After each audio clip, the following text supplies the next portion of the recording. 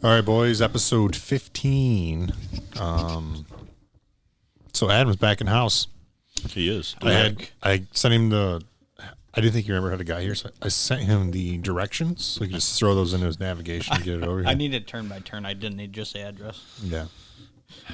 So Adam has survived COVID 27 through 30 as well as 19, so here he is. So what do you think of the backdrop? Do I love it? Yeah? I'm kind of blocking the big logo. It's all right, though. Still like... you want to scoot closer to me? It came when it came in the mail, I was actually pleasantly surprised because you can get it in vinyl, you can get it in cloth. And I went with cloth. I just wasn't sure how thick or how the quality. It's actually pretty thick. That's what she said. But yeah, I was impressed. I like it. Yeah, looks good. So... Yeah, so I had an interesting day. I already told him, I'll tell you. I got my balls fondled twice today, and neither time was by my wife. And neither time was by me either. Yeah, so Ross actually ruled himself out. Had some back issues, and they've translated into ball pain. Ooh. So, yeah, I didn't know that, though. My balls have been aching. Ball pain is the worst symptom of back issues. And quick update. For oh man, Masked Singer, the frog was Bow Wow, so everybody knows. So I've never watched this Masked Singer crap. Now you're all. And while we were waiting for you, Kyle's wife's upstairs watching it. Yeah, and sucked in like a tractor. I really wanted to know. So yeah, so everything's good though. I got my balls ultrasound today, and everything seemed to be okay. No, the nurse was not hot. He had a beard, so. Do not send me a message and ask that question. Yeah, but it sucked. I mean, this is not how I expected to start this up. Yeah, I don't know. I just missed having everybody here. So you wanted to talk about your balls. Yeah, I did actually. So and we could have talked about different balls, but so Adam's back, and he's got the normal. You have everything but a beer. Yeah. A DP, got some vitamin water. You guys said you were passing tonight, so I just passed. Yeah, I don't know. I'm not digging it, man. I did have a White Claw for dinner, though, yeah. So sounds like a healthy dinner. Yeah. So we'll start with let's start with the Jordan doc. We'll start there. And if we're gonna talk about the Jordan doc, we gotta do this the right way. Okay. Oh, jeez. Russ's shoes arrived. Got some Jordan 1s and Smoke Gray. Sean, can we get a review on those? And let me know what you think. Those are actually pretty sweet. Got them at StockX?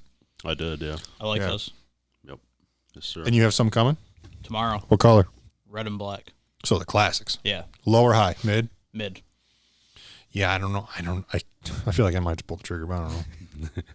I do like the ones. Yeah. Those are sweet, though. I like the Smoke Gray. I had some low green in my cart too. And Sean has a pair of those. You said. I waited on those. Yeah, I've looked at those a few times. I almost bought the black and the blue ones at one point. The dark blue. Yes. Yeah, I looked at those too. Yeah, they had them actually in the mall, and I almost bought them. Dude, they're so popular right now. It's hard to find. Make sure they have I have a normal size foot, so it's hard to find my size. I think shoe sales have gone up just because of this doc. Yeah. Oh, yeah. And probably the Jordan ones. Yeah. I mean, because of guys like me. Right. Prime example. Who didn't have Jordans. Yep. And now you do. Yep. I'm liking this. You like this cigar? little prop. You don't have 6 rings on, though. I do not have 6 rings on. So, where do you guys want to start with this? I mean, I'm sad it's over, but I'm happy I can binge watch it now. Yeah. I don't know if you guys feel this way, but I thought the last 2 episodes were like the least exciting out of the whole thing. I would agree with that. For some reason. Yeah, I think they had to find a way to wind it down, and it just. I thought it would go a little bit more into his decision to actually retire at that time, and that announcement, and maybe there's less drama around that than I remember. But yes and no. If you remember, it was basically decided this is it for me. Because Jerry Krause said you can go. He told Phil you can go 82-0. You're done. Yeah. So that and Michael's stance was Phil's gone. I'm gone. Right. So therefore, I mean, he pretty much knew he was done, even though he didn't ever really come out to the media every time they asked him to do media and say, hey, do you want to do that? Yeah. It was interesting. I don't want to jump too far ahead in the documentary, but that was brought up. They said, would you have played another season? And he said, I would have made a run at 7. Yeah. Right. And they said, why didn't you? And he said, we knew at the beginning of the year. That was the last dance. They all got that booklet. This is the last dance. Like, he sounded mad that they didn't come back to try to win a 7th one. Yeah. Yeah, well, I was waiting in the waiting room for my eye shots today. This was the worst of my balls. It's not bad. I got a black dot. I did not go to the doctor today, for the record. Okay. So. I saw a headline, and I can't remember the guy's name. He said he thinks that this documentary got decided on to do and when it was kind of going to get released based on when LeBron won his title in Cleveland, because he thinks Jordan felt pressure that LeBron was creeping up on him. So that was. So this is, like I said, this is from a guy who knows if he's just trying to get clicks on the internet. 100%. What it was, but yeah, he thought that Jordan decided, yep, let's do this now, because, like I said, this was 2016 when LeBron won the title, but he thought maybe LeBron was creeping up on him and he needed to. I don't buy that. I don't either, but. And I'll tell you why. Because Jordan hired that film crew for the last season to do a documentary. Yeah. So I don't think Jordan sat around and said, there's an 11-year-old LeBron James out there that I need to make sure I let him know. I mean, yeah, sounds clickbaity me, but it's whatever. Yeah. I was happy they came out with it. I mean, yeah, sooner than it was supposed to happen. So let me ask you guys this. After watching this, obviously, there's a huge difference from old NBA to current. And obviously, I don't watch a ton of NBA back in the day or now. Okay. But so this is kind of a 2-3 part question, I guess. Oh man. Should I write it down? When do you think the NBA went soft? And do you think it was because of players, or was it owners? Because the refs obviously had to start calling those fouls. Or was it the refs calling it because the owner said something? Because it felt like, I don't know if, even when LeBron and D-Wade and them 2003, it still wasn't as physical as it was back then, but I felt like it was still physical enough. Yeah.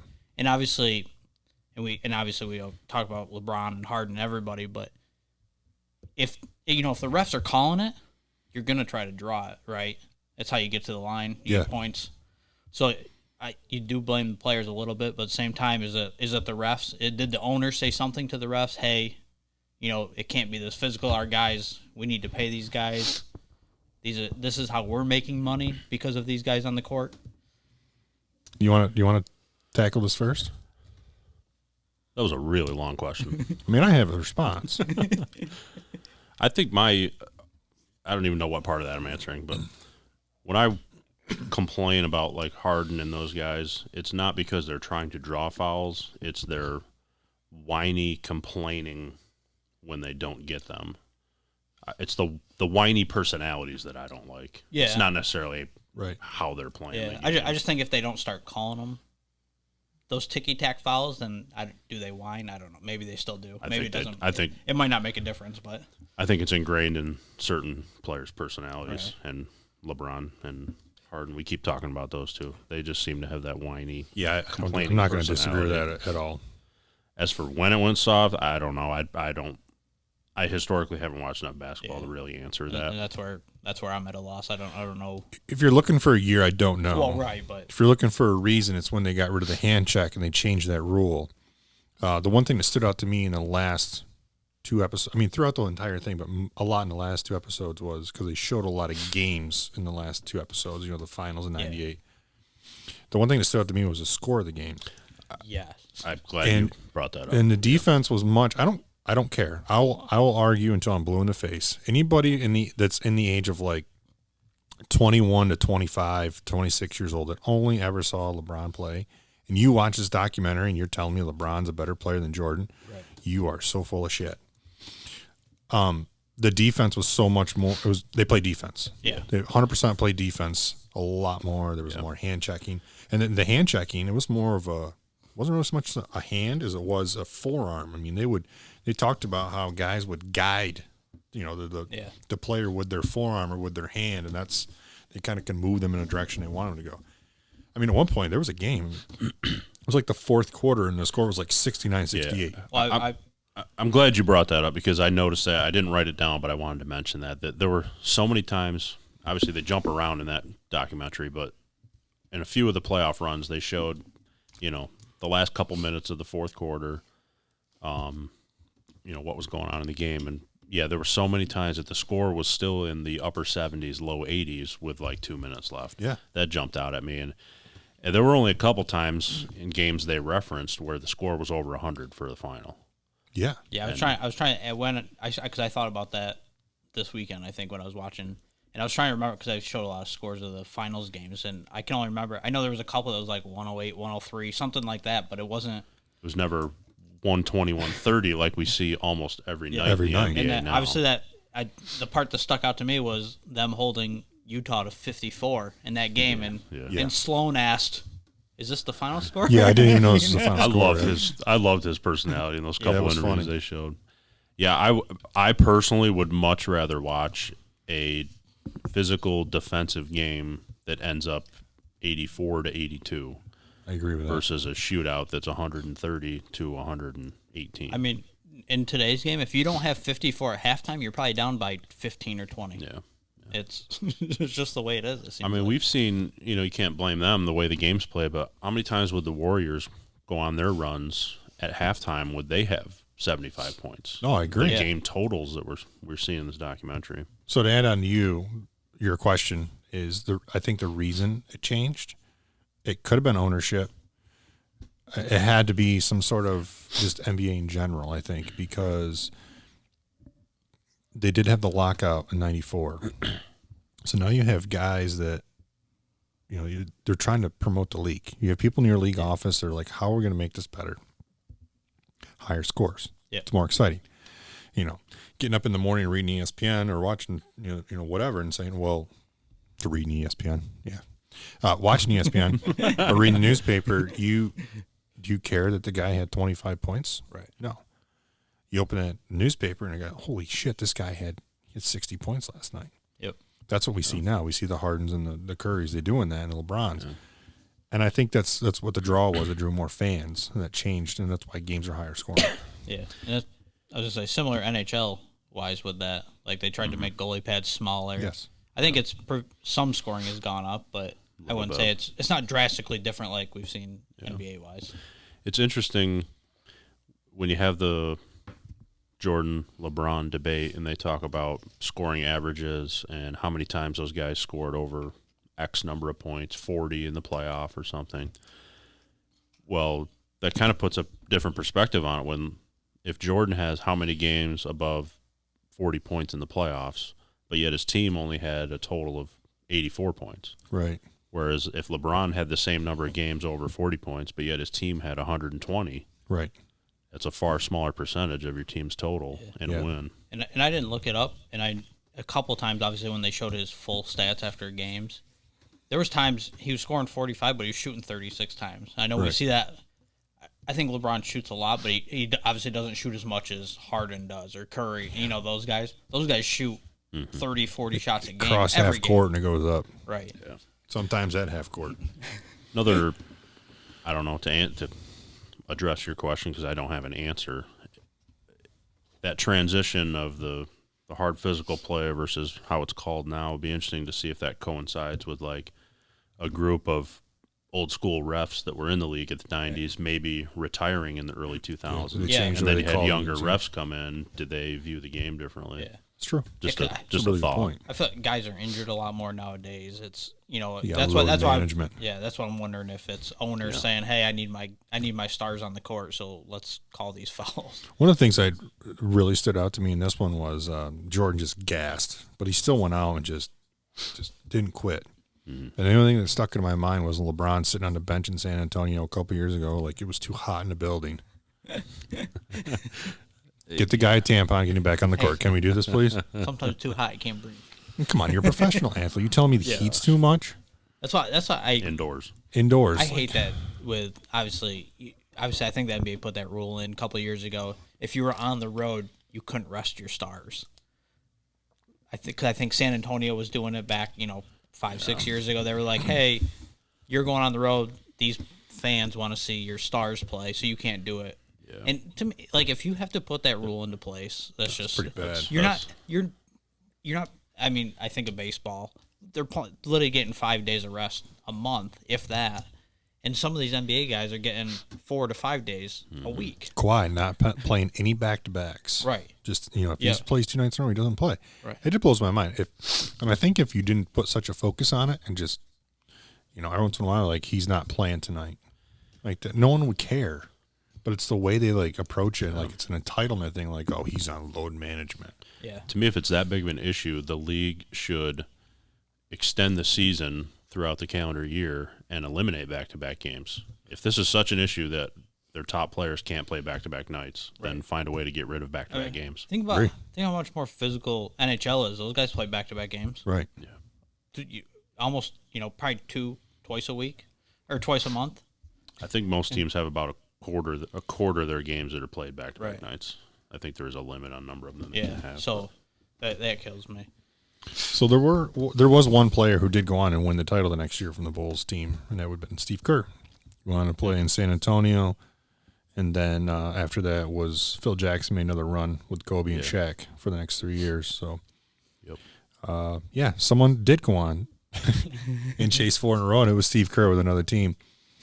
I did see the other day. I don't know if you guys saw this. This is Jerry Krause. I believed it, actually. I don't want to say I didn't believe it because I'm like, it makes sense. So Jordan left. The year after Jordan left and Pippen left, he went to Houston, then moved to Portland. Kerr left. The Bulls won 13 games. The following year after that, they won 15 games. And I think the year after that, it might have been 17 games, and then 4 years after he left, it was like 20 games. I don't want to get too far into it. But it took him like 4 years before they even won 20 games again. Mm-hmm. So he left.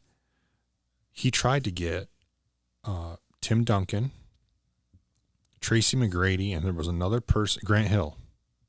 He tried to sign all them, almost like creating, if it would have happened, have been like the first super team. Right. So let's be honest.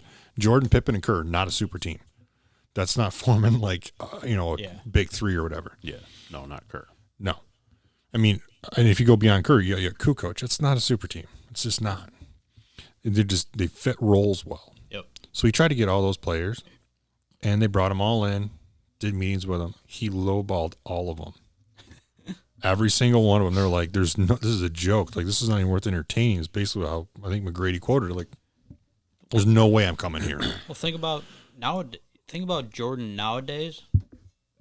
Just the max 4-year contract, he's making more than he did his entire career. Yeah. Just in 4 years. Yeah, it was crazy to find out that, like, Jordan, you literally got rid of Michael Jordan. You had no interest at the beginning of that year of signing him again, or Phil, or Pippen. Because I said Pippen, there's no way Pippen was going to sign for 1 year after everything they won. He was there for 11 years and just got bumped. Yeah. So you tried signing 3 superstars at the time, and you went in and lowballed all of them. Come on. Yeah. Oh yeah, 100% agree. It's just I don't know. So, one quick question on that before we maybe jump off this is, what do you guys think the flu game? Okay, I didn't realize I lived a lie for the last how many years it was. To find out that was a food poisoning blew my mind. Yeah, because everybody refers to it as flu game. Food poisoning game just doesn't sound. Yeah. I still think there's some holes in that story. Some things they're not telling us. So the guy who made the pizza was a Bulls fan. He lived in Utah. And he said, when the order came in, I did not know it was for Jordan. I knew it was probably for somebody for the Bulls. There's 0% chance they ordered it under the name Michael Jordan. Right. So I'll throw that out there. So he just assumed it was for someone on the Bulls, or guessed it was based on probably where it was going. They probably knew where team stayed and stuff. Yeah. So he said that he was like an assistant manager at the pizza shop. He did not allow anybody to make the pizza. He said, no, he joked, you guys will do something to it. I'm not letting you make it. And then he made a delivery driver take him there. He said there was not 5 guys outside the room, as they said in the documentary. There was 2. It was him and the kid who normally delivered. He said when the door opened, he got hit in the face with a pile of smoke. Because they were in there smoking cigars, hanging out. What I do find interesting is Jordan was the only one who got sick, and he was the only one that ate the pizza. Right. So even if the guy didn't do anything to the pizza, that does not mean you couldn't have got food poisoning. Correct. Exactly. Yeah, correct. Yep. So, and he said that he didn't even get a chance. He's like, I was a big Bulls fan. I lived in Utah, and I get to the hotel, and I just want to say, hey, can I say hi to Mike? He's like, once I realized where I was at, and the guy was like, here's $20. Have a good one. Just shut the door. So he's like, I didn't get a chance to, but he claims there was nothing was done to that pizza. But like I said, doesn't mean there wasn't food poisoning involved. Yeah. Exactly. Yeah. Yep. One small thing I picked up on that in that last episode, we talked about Isaiah Thomas a few weeks ago. Yep. And the handshake thing, not willing to stay out there and shake hands. After the championship against the Jazz, Karl Malone, when the Bulls were getting ready to leave on the bus, Karl Malone made a point to go board the bus and shake their hands and congratulate them. Yes. And to me, Karl Malone, I believe, has had some issues off the court, but that showed like the polar opposite of Isaiah Thomas as far as at least respecting the opponent and going and finding them and congratulating them. So, Mailman's got to deliver. Yeah. Well, he he didn't want to be interviewed for this documentary, and neither did Byron Russell and Luke Longley. They did not really attempt. I think Luke is in Australia coaching basketball, so Luke Longley was not also on there, and those two didn't want to be. And then I actually just read that John Stockton, they chased him for 2 years to get an interview, and he didn't want to do it. He said, "I'm not going to be part of a Jordan shine, like a big light on Jordan. I don't want to be part of this." When they interview Stockton, he looks like a washed up grocery store manager. Like he does not look like a legitimate one of the all-time best basketball players, as far as like assists and whatnot go, playmakers. So you would never know that he played in the NBA. So he actually he said, I got Stockton on the phone, finally convinced him. And because of COVID-19, because they were still filming this, right? Because of COVID-19, he didn't want to fly to Washington to interview him. So they had somebody that was already there or near the area drive to do the interview. And they thought that it was coming out in July or whenever it was, the documentary, or June, right? So it's come out in June. So they thought they had plenty of time. They interviewed Stockton on March 10th this year. That's crazy. Mm. So that's when that interview was. Yeah, obviously we've talked about this. Like, them not having this finished when it started is crazy.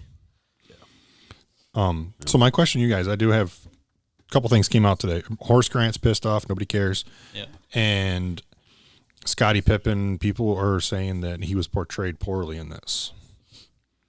Now, granted, neither one of us are Scottie Pippen. We can't really judge how we were portrayed. We can only give us what the documentary showed us.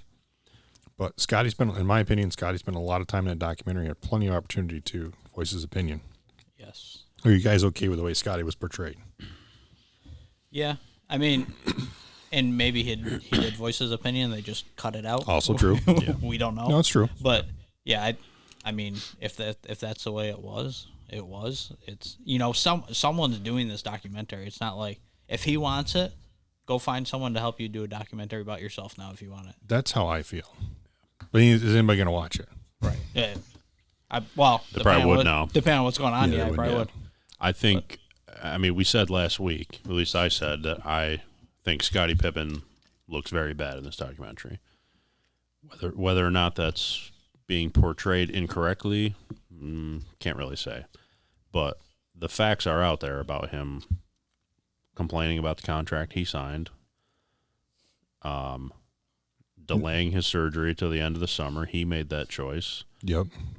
The play at the end of the game that we talked about last week. You said it out. Yeah, there were cameras in the huddle, and then he was sitting on the bench afterwards. I mean, he can't argue that happened. Right.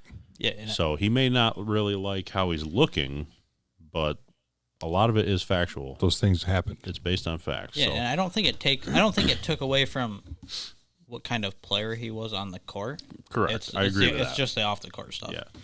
I think, in the 90s, he was still a top 10 player in the NBA. Right. That does not change, but that doesn't mean you have to necessarily like his attitude and how he approached things. So my favorite moment in the documentary, Scottie Pippen, was when he dunked on Ewing, dipped his chicken nuggets on his forehead, and then Spike Lee came on the court that the game was in Chicago, who was a big Knicks fan, and he told Spike Lee to sit down. Like, Yep. epic. Great moment. I mean, I could watch that clip over and over again. Like, and Ewing gets all pissed. Like, yeah, I'd be pissed too, pal. Like, Yeah.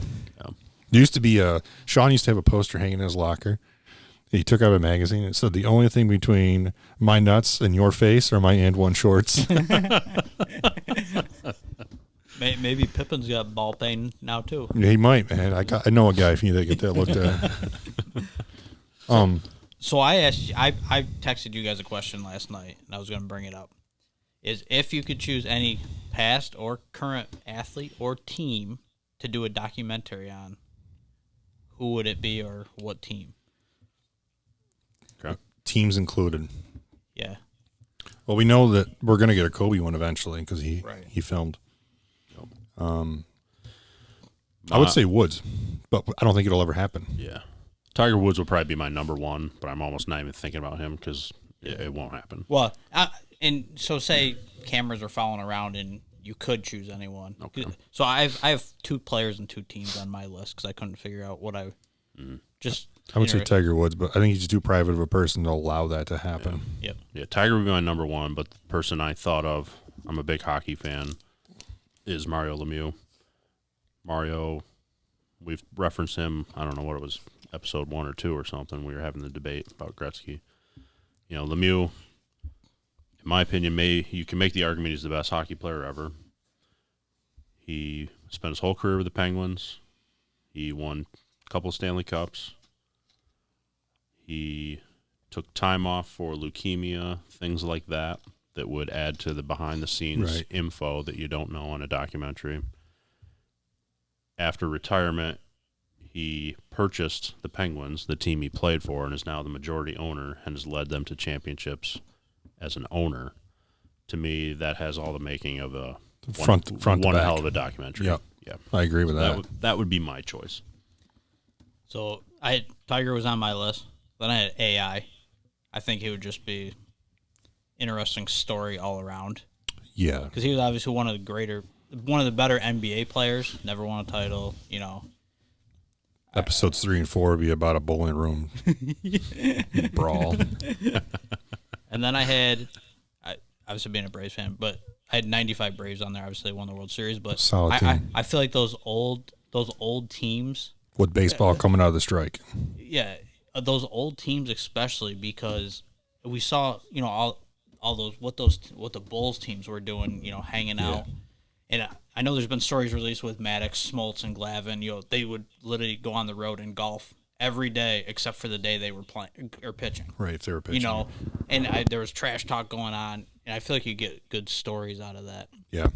And then I had the 2018-19 Astros. I think just that, I don't know how many people would watch it, but just the behind the scenes of that stuff, obviously everything coming out. There's a documentary coming out Is about the cheating scandal, not necessarily the team. I think LeBron's actually producing it.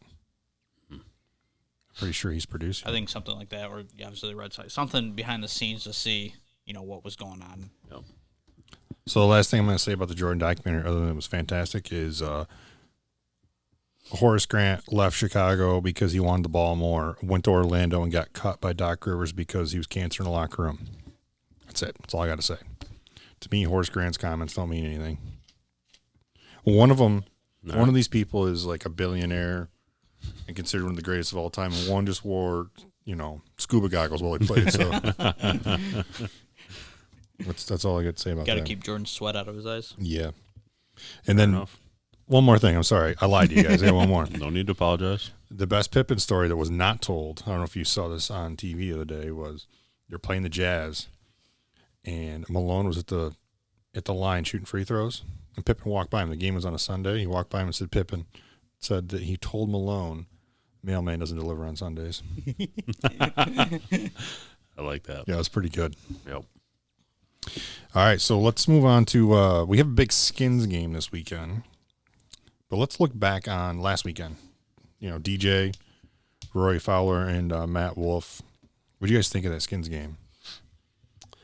So the three of us spent most of our Sunday on the golf course, playing in our own tournament. So I admittedly did not watch a whole lot of that. I watched the re-air. I got home from playing. It was on. Tried to watch it and fell asleep. So, yeah.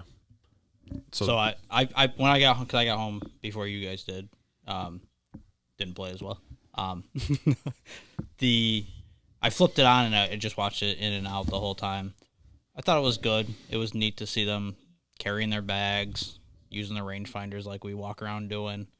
I just wish they could get more chatter out of these guys. That's the only thing. I mean, if you're gonna mic these guys up, and I know it's, if you're afraid they're gonna swear, and like, just throw it on pay-per-view then or something.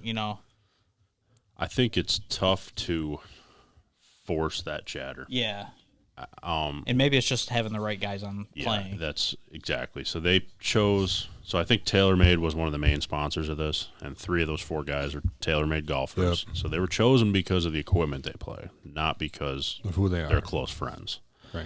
They've talked about the spring break guys, right? Fowler, Justin Thomas, George Spieth, those guys. If you put those 4 in the same, and Smiley Kaufman, put those 4 in the same scenario, there's probably a lot more chatter, a lot more shit talking and stuff like that. Exactly. It's no different than, like this weekend, Kyle and I, on Sunday, well, all of us on Sunday, we got paired with random groups, right? Yeah. If we had gotten paired with you and Chris, we would have all talked a lot more just because we know each other. Yep. So I think it's tough to force those conversations. Because I think we assume these guys are on the PGA Tour, and therefore they're all best friends, and that's just not the case. Yeah, I think Rory and DJ might be friends. I know that probably, I would say Rory and Fowler are probably closer friends than him and DJ. Matt Wolff was included because he was, like he says, TaylorMade. Yep. Farmers Insurance also sponsored it, therefore they brought in Matt Wolff or Rickie, and that's why they teamed together. I applaud the effort for what they were trying to do. It's awesome to see these guys back out playing, like you said, like pretty like humanize what they do in the PGA Tour. Although it showed DJ hadn't played in a while. Yeah, well, none of them really have. But but DJ was bad.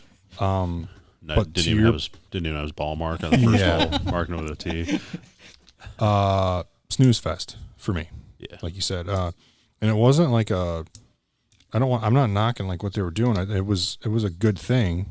I'm glad that they did what they did, but it just wasn't that fun. I think if you're going to have it that isolated, you need to have more chatter. You need to have microphones that pick it up. The only time someone talked shit was Matt Wolff hit that bomb on the longest drive hole, and Rory said it'd be really really a shame to, waste that drive. And that wasn't even the best shit talk. The best shit talk was Matt Wolff in the waste bunker and looked over at Dustin Johnson and said, "Hey, is this a waste bunker?" Never mind. Yeah. So, I mean, DJ just doesn't have a lot of. He has a pretty dry personality to begin with. And I think that was a lot of the fear when they initially announced this was DJ just. Yeah. And I think I saw an interview with Rory, and they were asking him, what piece of anybody's game that they were playing with, of the 4 of them, would he take? And he says DJ's, personality on the course. He doesn't get up. He doesn't get down. Yeah, he's pretty. He forgets shots. Forget the bad shots and just take it as it comes. Yeah. I think this weekend's gonna be a lot better. Yes, I'm definitely looking forward to this weekend's match much more than we've already seen some pre-chatter videos with Phil opening up with the belt buckle of when they won the match, and Tiger's like, "Oh, I just took an ice bath," and he throws the green jacket on, and Peyton's had some really good videos out there as well. Yeah, and I think we've seen Brady with just on social media his trolling. He's trying. But there is going to be some characters there calling this. Justin Thompson is going to be on course. Okay. I haven't read too much about this weekend. Justin Thompson is going to be on the course, I believe. Trevor Immelman is calling this, as well as I believe Charles Barkley. Yes. I thought I had heard Barkley because it's on TNT, I think. So this is going to be entertaining. Yeah. And that's my prediction. And I'm going to be I will be watching that and making sure I watch that. Yeah. Where are they playing? I forget where they're playing this weekend. I don't really. It's in Florida. Because Manning made the joke that Brady couldn't leave Florida because of his breaking and entering charge. Yeah. Nice. I forget where it was now, but we should all know that, but I don't recall the course. What'd you guys think of the of Seminole. I thought it looked pretty good. I mean, I'll be honest. It looked very cool. I know it's hard to get onto that place. It's very unique. So, I don't know if he told you. Someone you know pretty well played it a couple months ago. Really? Jeff Evans. After we got done Sunday, we were talking, and he's like, I was like, oh, I'm interested to see Seminole. He's like, oh, I actually was lucky enough to play it a couple months ago. Oh, Jeff and I will be having a conversation tomorrow because I'm playing golf with Jeff. So, it looked really good. I mean, it's cool. It's very unique with the waist bunkers, a lot of water. I don't know. I mean, I wasn't like, holy cow. It wasn't Augusta. Yeah. Mm-hmm. It was, Right.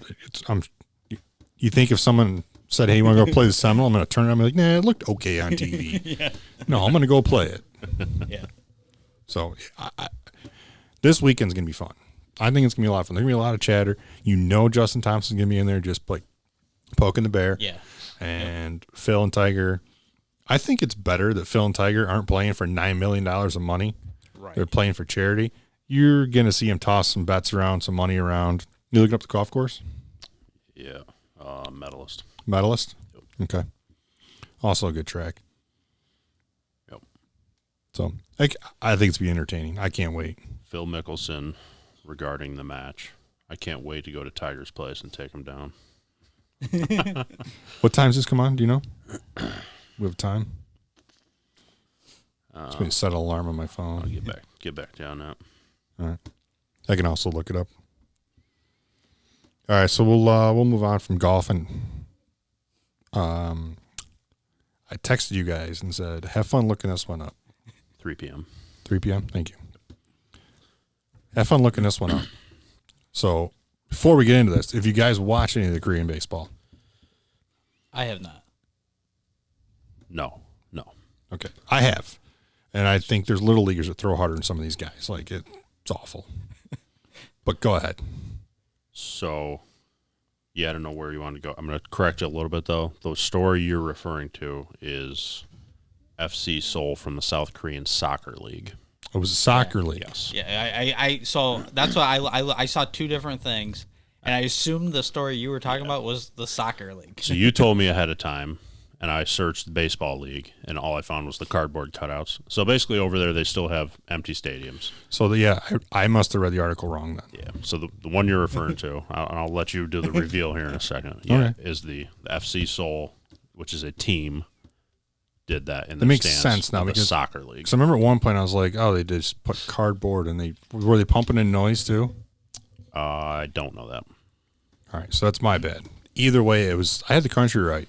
You did. All right. You did. So we'll just talk about this. I did watch some of the Korean baseball. It was terrible. There's little leaguers that play better than them.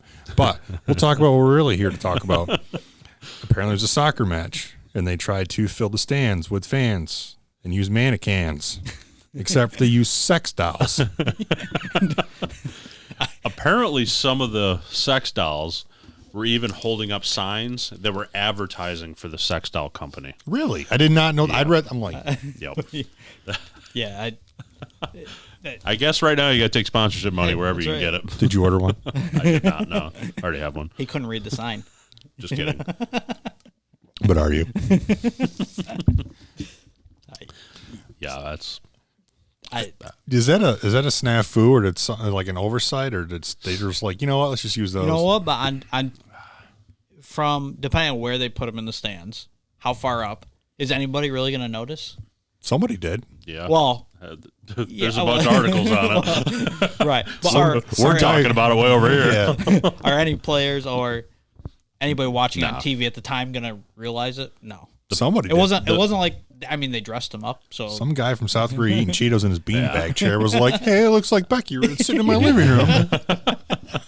I'm guessing none of the players paid attention, but yeah, somebody watching on TV figured it out. pause that, zoom in. Yeah. Enhance. Enhance. Well, speaking of, I didn't read the advertising part, but to jump ahead of the for advertising, because they're not doing fans in the stands for here in the U.S. for a lot of stuff, they're selling advertisements because they're losing a ton of money right now. Right. So they're doing advertisements on like those tarps that cover seats. is what they're going to be doing Okay. to try to fill that gap. You're not going to fill that gap, but they're trying to fill that gap. Right. Yeah. That's why advertising, obviously you can advertise on TV, and obviously it's not in the stands. So I have a story about a guy who watches this podcast. When hockey started putting advertisements on the glass behind the goals. On TV. Yes. He thought it was real. He goes, those people, how they see through that? You all three of us know this person pretty well, but he said, he goes, how do they see through that? Oh boy. I'm going to need a name off camera. Also, my dad had to correct him. You know him very well. He does not live in this area anymore, if that helps.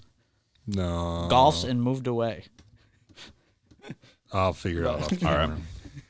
That is Did funny. this person also notice that these advertisements change like every 10 minutes? I think Half a after, period. like, I think he finally noticed it. But That's pretty funny. How do they see How'd that? how'd they change the glass so quick? The They advertisement's did it different. between periods? No, that's boy. great. I did not know that. Yeah. Next thing I got is we learned a couple days ago that LeBron almost played football during the lockout in 2011. Yep. And that Jerry Jones, in fact, sent him a contract he has framed in his office. That's what I was say. He's got it framed at his place. And he said he was. He was I mean, and the weird part was, I'll give LeBron credit. He did not just come forth with this story like, oh, hey, by the way. Mm-hmm. It was like asked of him, like, I think they kind of asked him, like, is this a true story? And he was like, yeah. You know, we didn't know when the season was going to start. If we were going to get an October, November, no season, I was going to play football, and he was training to play football. So he did have great opportunities to play football. He did not play his senior year of high school because he focused on basketball. Yep. But we're talking about a guy, I mean, he tore it up in high school, and he had offers from just about every college to play, tight end or something like that. So I'm assuming, I haven't read into this, I'm assuming he would be like a tight end type player. Yeah. Could potentially be a receiver, but I picture him as a tight end. 6'9", 270, Yeah. wide out. Athletically, LeBron is a freak. He is. And if he had focused on football and wanted to be a tight end, he could probably be one of the greatest tight ends ever play. You know what Pat McAfee said? I don't. He would have been all right, but he would have died coming across the middle because it was still legal back in 2011. Yeah. So that's my thing is, at the same time, he's huge compared to some of those safeties. yeah, I've bashed him for being a whiny little punk. Are you doing that right now? I might be. I'm reiterating the point. He's the kind of player that a hand grazes his arm and he needs a stretcher to get him off the court. Pinky to the chin. Yeah. Right. Yeah. I don't. That mindset does not translate to the NFL. He's not a blocking tight end. So, right. We would have figured out real quick either, okay, this guy can't cut it, or he's completely faking his personality on the basketball court. It would have been one of those two things. There it is, exposed. From an athletic standpoint, he clearly could have played football and probably would have been extremely good at it. I think so. I think I agree. Yeah, I mean, he would have been good. so. Through my per my sources, LeBron did get the contract. Jason Witten was currently in Dallas, and they said that LeBron would just went out and played the non-blocking plays and just been a. Then someone said, "Well, actually, Witten played that pretty well." Witten knew basically he played his entire career like he didn't block. Right. He was more of a check and release and get in. He didn't do a lot of blocking. So Yeah. Yep. If he came from the NBA, so you got two different scenarios here, right? I'm kind of thinking, okay, he never played basketball, focused on football, and took that path, right? This scenario is he is an NBA star and switches to football during the middle of his career. You would have had guys that would have targeted him so bad. Yeah. You picture back in that day, a guy like James Harrison on the Steelers. So, like you said, if LeBron comes across the middle, he's much bigger than a safety. Yeah. James Harrison would have tried to literally kill him. yeah. Well, yeah. Because of who he was. Right. Yeah. And I mean, and even today more so than in the past, but they take out their knees, right?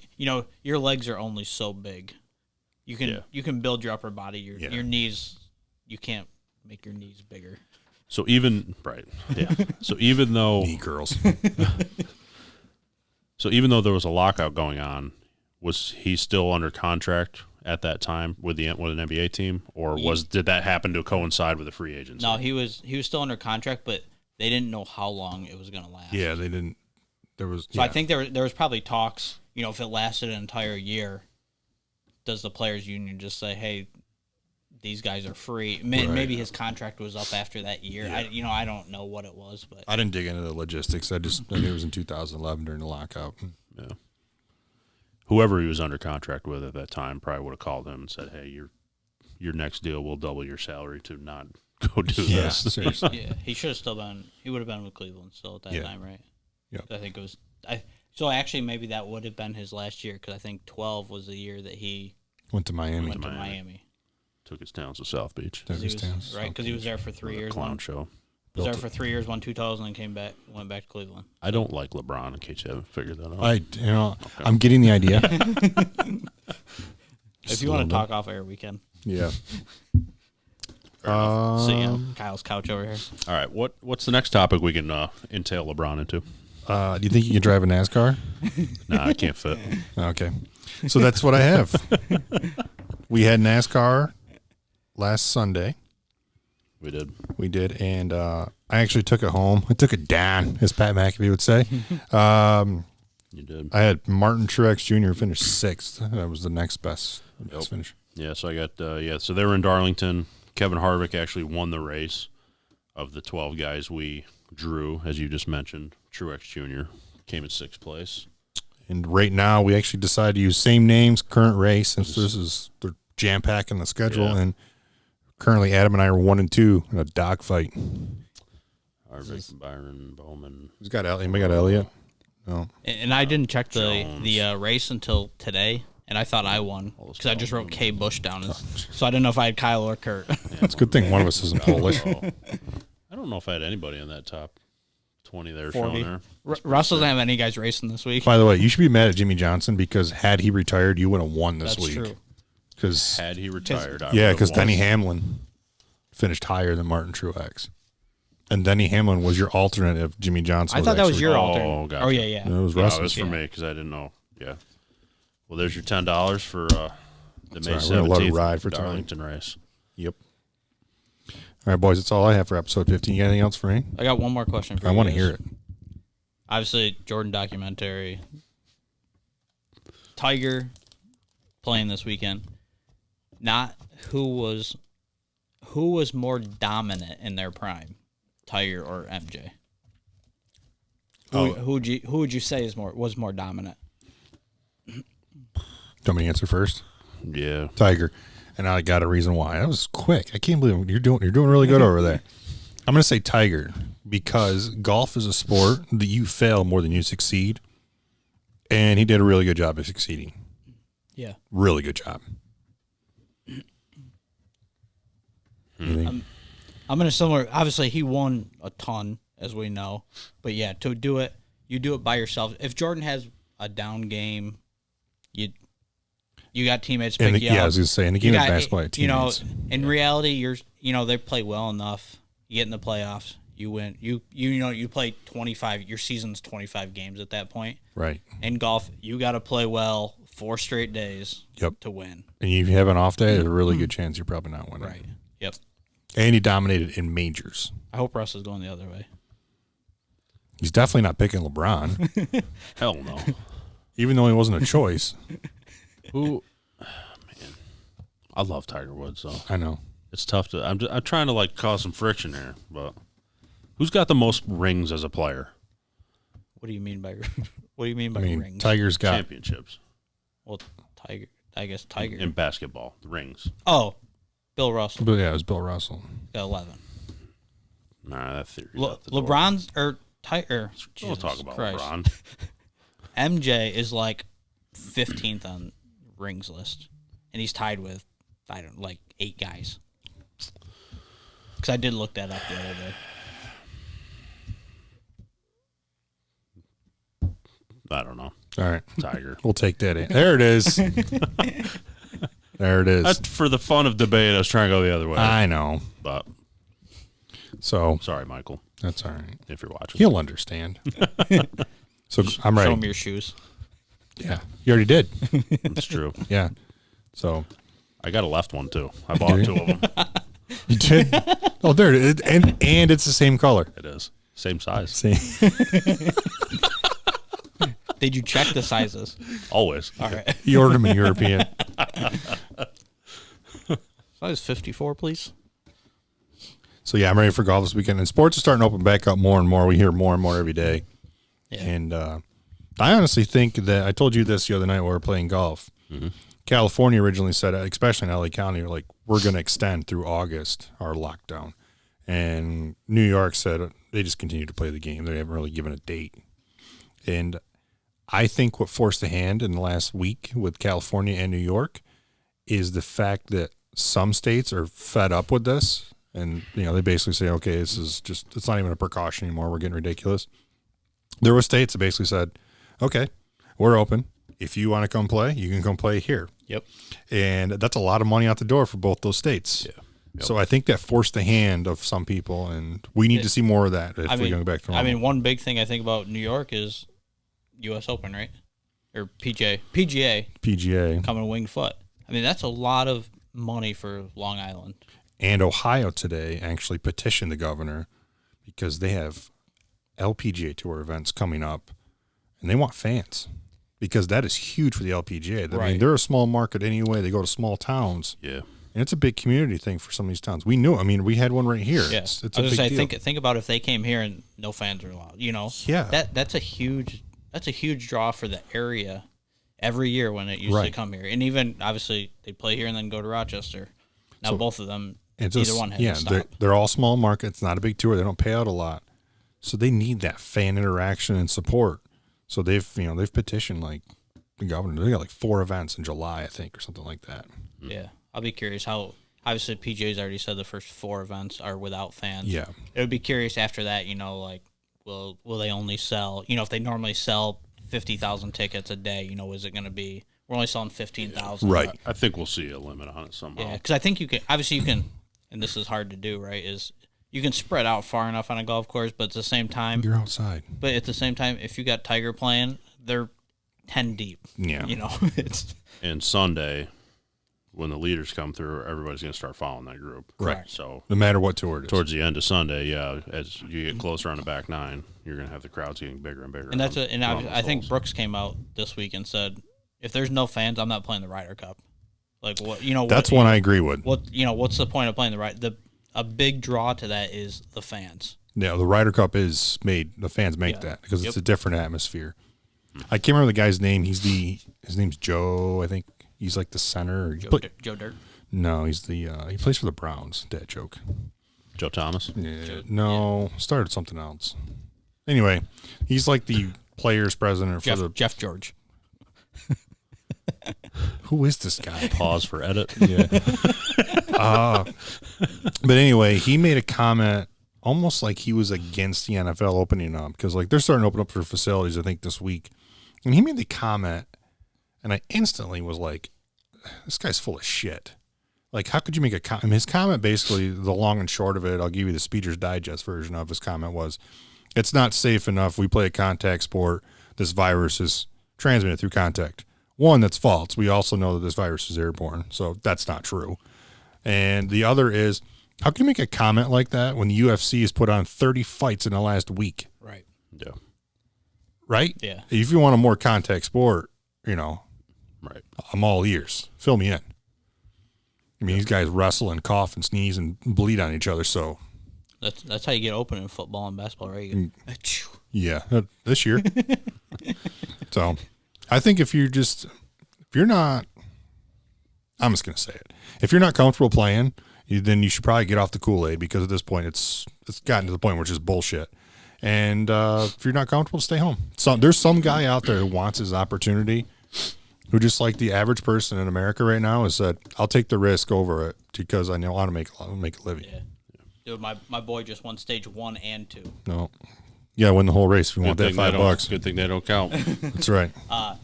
Yeah, I'm getting to the point now. I don't think NHL and NFL or NBA are gonna play this year. NBA said they are, and I heard it's a tournament. Okay, Is it finalized though? I just fear that.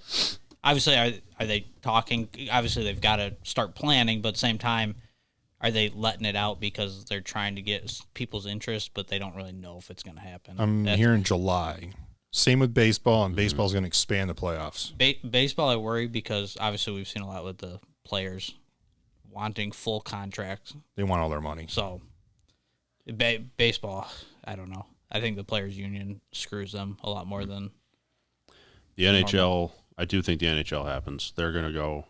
The most recent rumors are they're going to go directly into a playoff scenario, So expanded playoff scenario, 24 teams. That's solid. 2 different cities. The rumors are Las Vegas with a similar situation like we talked about last week with basketball, where you can have you'd have half that playoff format, 12 teams in Vegas. There's enough room there to support all those as far as hotel rooms. Yep. Now there is. The other city was Edmonton, stepped up and said they have enough hotels and everything around there to support half of that playoff format. So 12 teams in Edmonton. So that's the most recent rumor I've seen with hockey is Las Vegas and Edmonton, 12 teams each, an expanded 24-team playoff scenario. I assume they, like 3 games a day, or more. Yeah, I mean, it'd be pretty sick. Did you hear what happened in Vegas? I did not. So Mike told us this weekend because Mike is here and he's going back. I don't know. Anyway, I was surprised to see him, but I assumed he was here. I knew he was coming home, but I assumed he was here for business. But he flies back and forth, and he's going back. He's gonna be back in the middle of June or something. But anyway, Mike told us before he left. He said Vegas was completely shut down. He goes, "You guys' golf courses open before ours," which made 0 sense because he said it's 85, 90 degrees every day. Right. So he said, I flew home the day I decided to get on a plane. They decided to open up golf courses in Vegas. 395,000 people lost their jobs just on the Strip. Mm-hmm. Just on the Strip. And I said, I can't think of a city that's more devastated by this, just because that is Vegas. It's bars, restaurants, casinos. That's it. Yep. I mean, that is the Strip. That's their moneymaker. And he said, devastating, just absolutely devastating. So it got to the point where they asked the governor, what is your plan? What is your plan for the casinos? We have all these people that don't have jobs. This isn't like, we had a couple casinos. Like this is what that's our economy for our state. What's your plan? Well, I said, I don't really have one. 2 days later, the gaming board came out and said, you're done. We'll take it from here. And he said he's predicting that all casinos out there will be open by June 1st. Yep. I mean, they have to, right? Yes. That's Vegas. If this lasted a year, Vegas is done. Done. You know what I mean? There still might be businesses in Vegas right now that will never recover. Right. Yep. Oh, 100%. Yeah. Yeah. So I don't want to get too political. That was kind of like a rule one, but I just thought I'd share that tip. Mike was telling us that before he came, where we saw him this weekend. So I thought that was crazy statistic for a number of people losing their jobs and how they just, that's why when he's brought up Vegas, it didn't surprise me because they basically said, we can't do this. Yeah. It will be a ghost town. So, I mean, that's 2 rumors, right, with Vegas. Not only, like you were just saying, get the casinos back open, but also getting a push to have half the NHL's playoff format there and the NBA's restarted there. I mean, those 3 scenarios. And casinos I did hear NHL. the Sabres would make the playoff. Yeah. Yeah. With the expanded playoffs. Because it was like top 6 for each division, I think I saw. Something like that. Yeah, so they make the playoffs and they get smoked right away. Most likely. Hey, never know. Imagine a scenario. Yeah, but they haven't made the playoffs. Imagine a scenario where whatever it is, 80% of the league makes playoff and you don't. Good job, Detroit. Ooh. Dude, he's just calling that Midwest area. He's got some LeBron, shots. He's got Detroit. Yeah, he has shots fired. If LeBron wants to debate anything, he's free to call in. Wow, man. He's just throwing piss missiles at everybody right now. LeBron, you can come join us if you want. Yeah. I don't know. Yeah, I'll take his knees out. We better end this. All right, boys. We are also on iTunes. We If are. you cannot watch the video, and Spotify. Congrats to Joe Rogan, man. I was wondering if you were going to say that. Hell yeah, I am. If not, I was going to bring it up when we were off air. Yeah. Joe Rogan, 2 years, $100 million to go to move exclusively to his Spotify. podcast, Spotify, which kind of annoys me because I listen to Joe Rogan quite frequently, and I would much rather use Yeah, I agree. podcast. But that app moves we us have. up the charts one. There you go. So that's the way I look at it. So if you're looking for your new big guy on iTunes, I know some guys. So that's all I have, boys. Till next time. All right. We ready?